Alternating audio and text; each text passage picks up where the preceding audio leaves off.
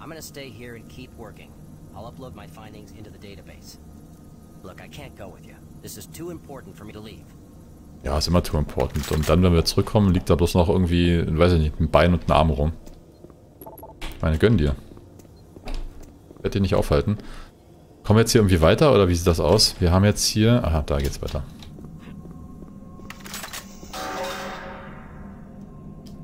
Nachladen.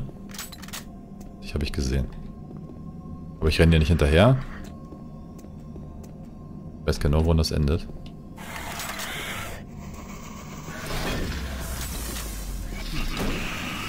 Schon wieder so einer.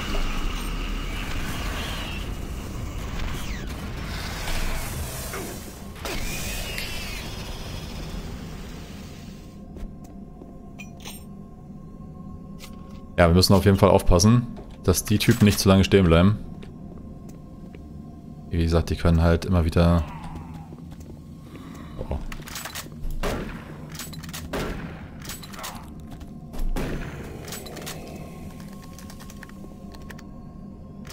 Ja, und die mischen jetzt viel öfter halt auch wirklich Gegner rein, die mehr aushalten und gefährlicher sind. Am Anfang war es ja noch okay, da waren es die ganze Zeit nur Imps und dann mal Maggots und wie heißen die, Wrath und so. Und ab und zu mal auch ein paar kleine Zombies. Aber mittlerweile kommen hier halt Revenants und dann Cargo-Demons, Kommandos. Oh.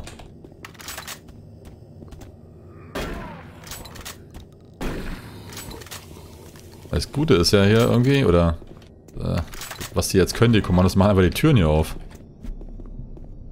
Welcome to the Delta Complex Stasis Chambers. This facility was constructed to house and store the extra-dimensional beings, which were recovered during some of the first teleporter tests originating from Delta Level 3. Das hätte so offensichtlich sein müssen. Known about their native environment, the specimens appear to be carbon-based life forms with extremely high heat tolerances. The epidermal tissue is extremely resilient to abrasion or incision, which has complicated internal studies. Observational studies have shown incredible strength and agility, as well as the ability for some specimens to manifest and control cohesive plasma masses.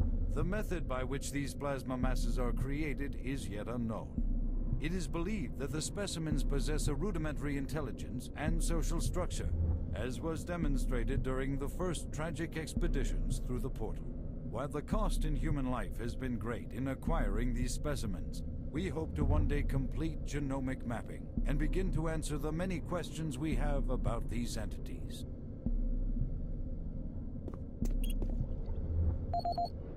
New Email.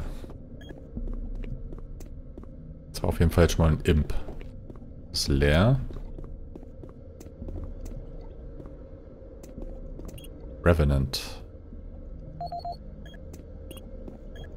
Nur noch eine Wirbelsäule übrig. Okay.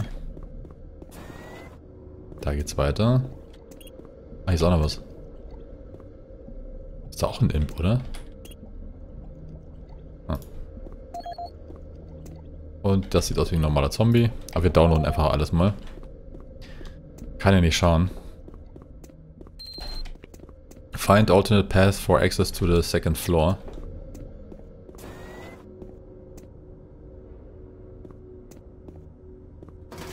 Hm?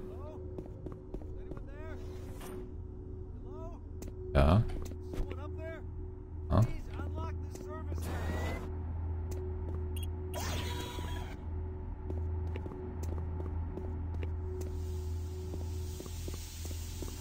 Ist hier jemand oder was?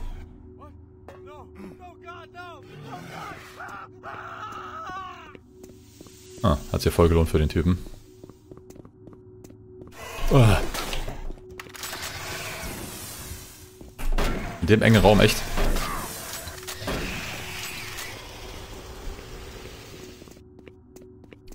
So ein Mist.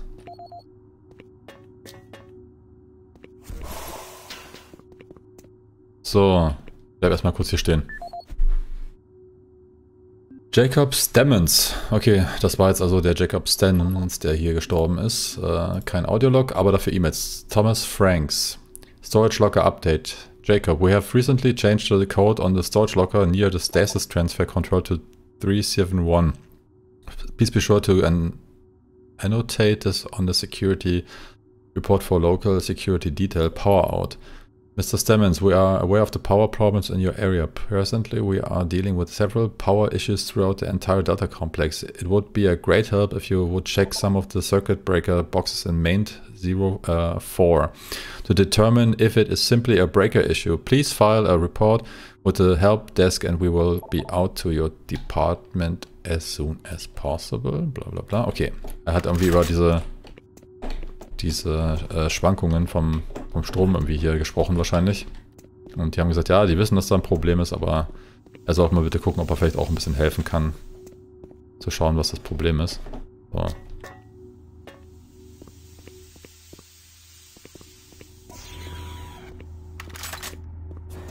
So. Oh mein Gott.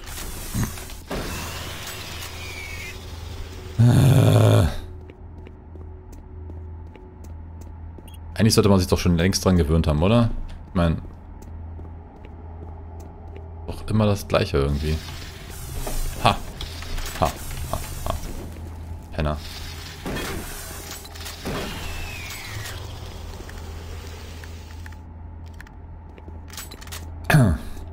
Aber ich erinnere mich an die Stelle. Dann weiß ich ganz genau, was die von mir wollen.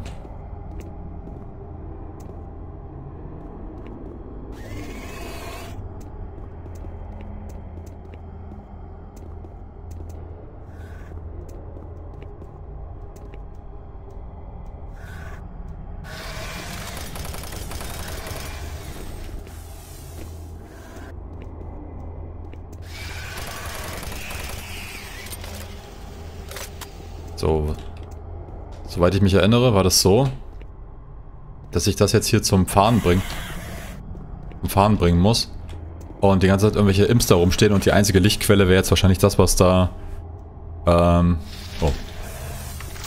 was denn da rumfährt.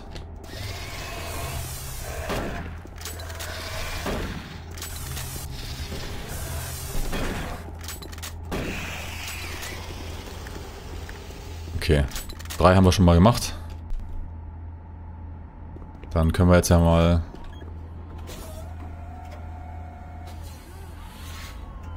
Ja. Ich meine, die Idee an sich ist cool. Das fährt ja jetzt rum und die einzige Lichtquelle, die wir haben, ist dann halt dieser Imp in dem Container hier.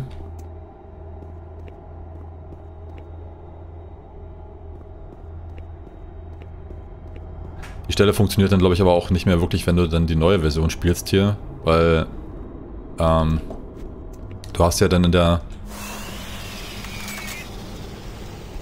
Okay.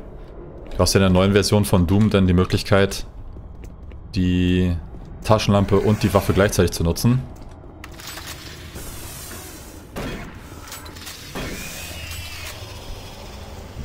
Jetzt ist es weg.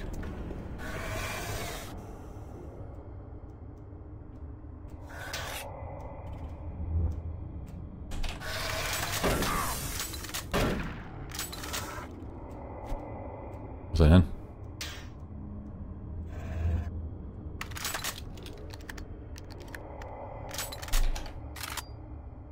Wo ist der Imp hin?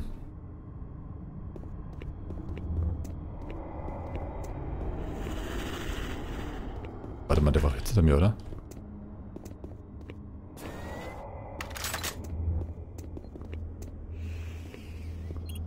So, was war jetzt? 531 oder was war das jetzt? 531. Nee. Wer der Code nochmal?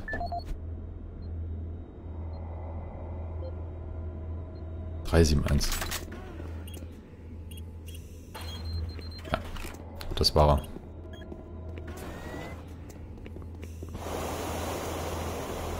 Ah, okay, da werden diese Container reingefahren. Und ich glaube, den anderen hat es jetzt erwischt, den anderen Imp. Weil er vom Container...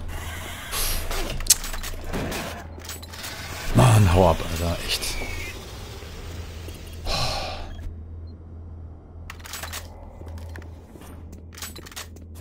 Auf Dauer wird dieses ins Gesicht springen echt ein bisschen anstrengend.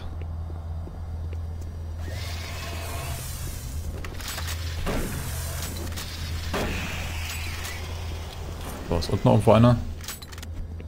Nee. Das Blöde ist jetzt natürlich, ich muss jetzt warten, bis so ein Container durchgefahren wird. weil ohne den habe ich nämlich kein Licht. Ja, und wie gesagt, in der neuen Version ist es ja so, dass die Taschenlampe mit der Waffe zusammen ausgewählt werden kann.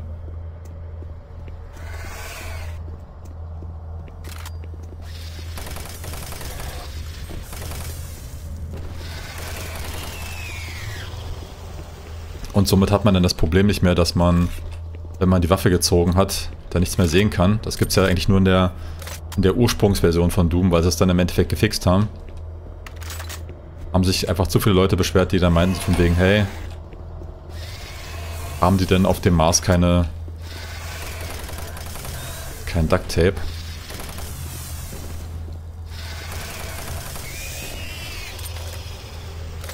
Aber im Endeffekt war das auch so ein bisschen eine Anspielung damals auf Aliens, weil in Aliens 2 war es ja so, dass die Ripley sich dann auf den Weg gemacht hat, um die Newt zu retten.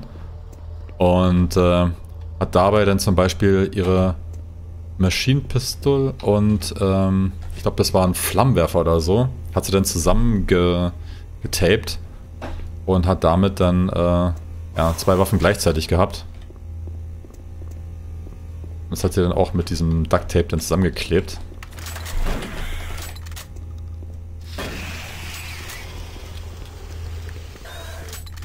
Überall springen dir Imps entgegen. So.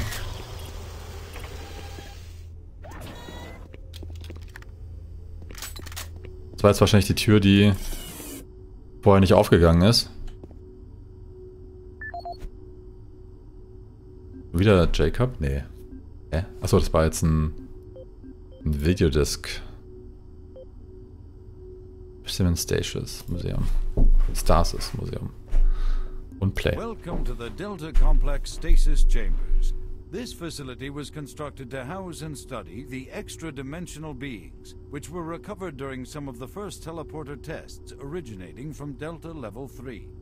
While little is known about their native environment, the specimens appear to be carbon-based life forms with extremely high heat tolerances.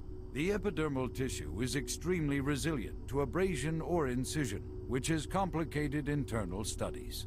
Observational studies have shown incredible strength and agility, as well as the ability for some specimens to manifest and control cohesive Stop. Haben wir nämlich schon gesehen, das Video. Das war, als wir in den Raum reingekommen sind. Da spielt das ja ab.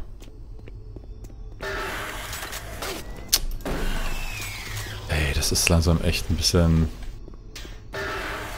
Ja, ist ja gut.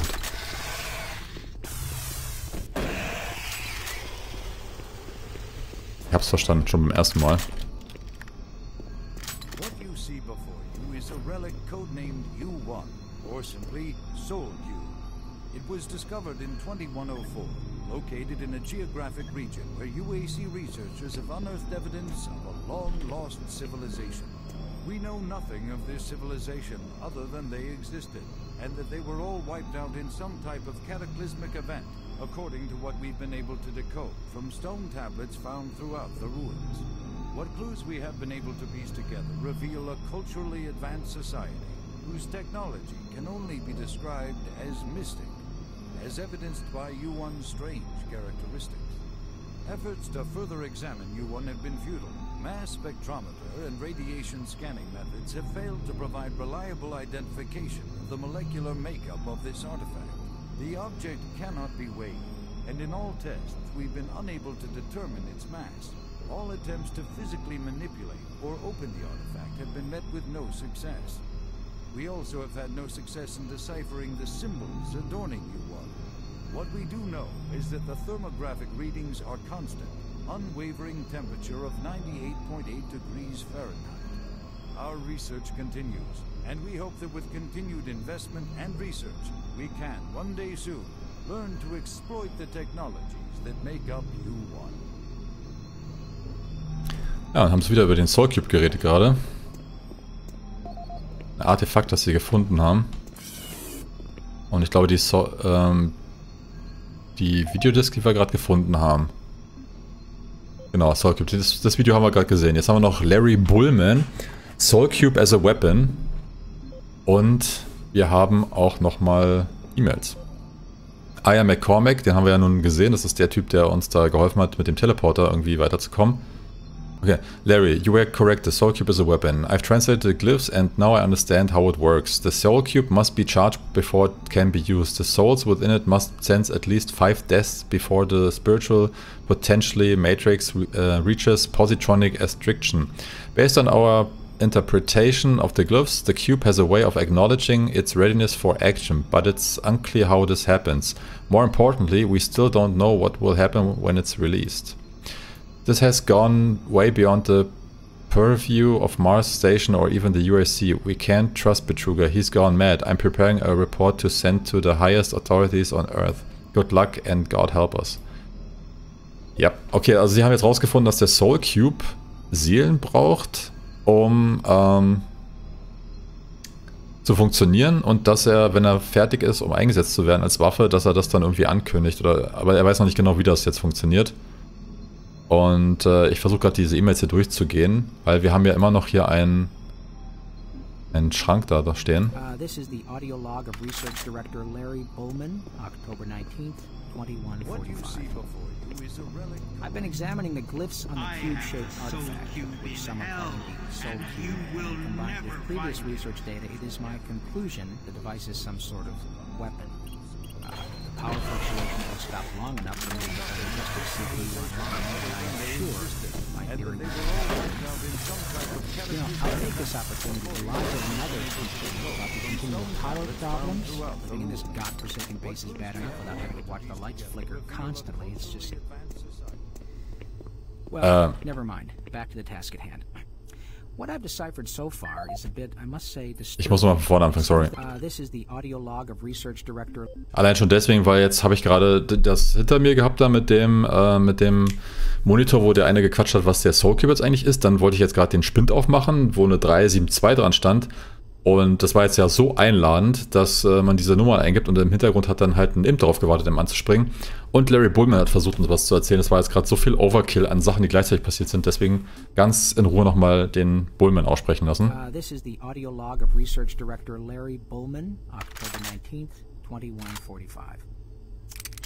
I've been examining the glyphs on the cube-shaped artifact, which some are calling the Soul Cube, and combined with previous research data, it is my conclusion the device is some sort of weapon. If the power fluctuations would stop long enough for me to get the linguistic CPU online, then I am sure my theory would be verified. You know, I'll take this opportunity to lodge yet another complaint about the continual power problems. Living in this godforsaken base is bad enough without having to watch the lights flicker constantly. It's just... Well, never mind. Back to the task at hand. What I've deciphered so far is a bit, I must say, disturbing. It seems that when one has possession of the artifact, if one inflicts damage or possibly kills another being, it extracts power from that event somehow.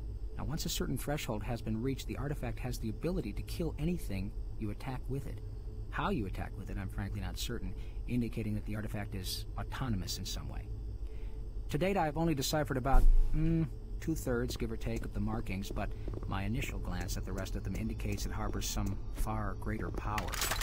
As you know, at this time we have not seen any reaction from the cube, and it has withstood any scanning, abrasion, or other test beyond picking it up and examining it. I suspect that just like the civilization that constructed it, its capabilities are diminished to the point of being useful only as a paperweight. End of log.